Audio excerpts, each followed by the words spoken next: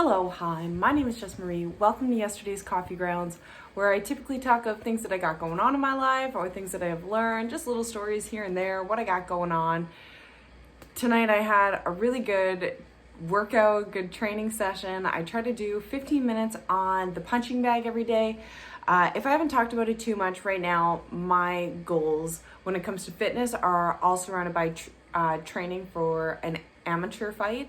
I want to be an amateur boxer, and that's something that I've committed to, and I feel very motivated around, and I need to dedicate a little bit more time towards it, or I find when I do dedicate my time to it, I am in the zone. So I set my timer for 15 minutes and 30 seconds. That 30 seconds to put my gloves on, make sure the music's going, and then I get right into it. 15 minutes of heavy bag, doesn't matter what I do, and then I spend that time cooling down and reflecting on what I did. Throughout the day, I try really hard to do shadow boxing. For some people, they are able to commit a whole lot more time to it. I don't have that same time freedom. When Levon has his quiet time in the midday, I try to do my explosive exercises. I try to do my footwork. I am trying really hard to make sure that I get the practice in and the training in to be an amateur boxer, but I don't have the same time. So I got to be very strategic with how I go about this. And it's something I'm going to talk to my coach about it. I say that every week. I'm going to talk to my coach about my goals. And this was one thing when I first started, I was like, I want to do this. I went to my first class and I was like, this is what I want to do. I want to get a punching bag. I want to train to fight. I want to do this. And there's just this calling in me. And I remember back when I've told this story on this channel before. One time I was living with roommates. I was living with Rob and Ose, and maybe I shouldn't disclose names. Sorry. But anyways, sorry you guys. Not that they're really relevant to the story, and neither of them were mine. But one time I was living with them and I got really sick. Like I was vomiting in the bathroom and I was so sick, and it got everywhere, and I had nothing left in my tank. Nothing at all. And I cleaned it all up. I'd been sick for quite some time, and I cleaned it up because it's like, that's not fair for these two to get home and come to the bathroom and be like, I just want to take a shit after work, and come home and it smells bad, or there's even like a chunk of something questionable. And I remember cleaning it up and just saying, you're a badass. You're a badass, Jess Marie. I know you don't want to do this. I know you just got sick. The smell makes it even worse. You were a badass. And I remember looking at myself in the mirror, and I have naturally dark circles. It's hard to tell right now because I have the ring light, but I have naturally dark circles. Here, I'll take this off. You can see them. Like they're just there, and that's just how it's always been. And I remember looking at myself in the mirror and seeing, boom, 1, 2 black eyes. And I was like, you're a boxer. This was like 4 or 5 years ago. And I'm like, you're a boxer. You're a fighter. And when you were tired in the 8th round, you are still fighting. There you are. I see you. I see you, and you are strong. You are beautiful and you are courageous. And here you are doing the thing that you don't want to be doing. You don't want to be cleaning up this mess. Nobody wants to be in the final round and be tired. But once you're there, 3 minutes, mama, let's go. 3 minutes, let's do this. And I never considered it at the time, and it's kind of a weird family link that somebody who is related to us through marriage, whatever, not really even marriage, but family connections, that he owns the gym, and his fiance is she's fighting in the UFC this weekend. So go Jamie, thank you. It's very amazing to be a part of a community and be a part of. I kind of like that the gym that I go to, it's not, I don't want to say it's dirty. It's not dirty, but it's not this prestige gym. I always think of, there's like In Rocky 4, there's the Russian guy who's training with all this equipment and all these trainers, and it's beautiful and it's clean and it's aesthetically pleasing. And then you have Rocky who's running up the mountain with a log and just has his punching bag on the porch, and he's just doing what he's doing.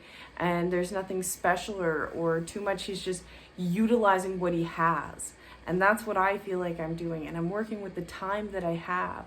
And I do feel like I'm time restricted because I want to do this before I'm 30.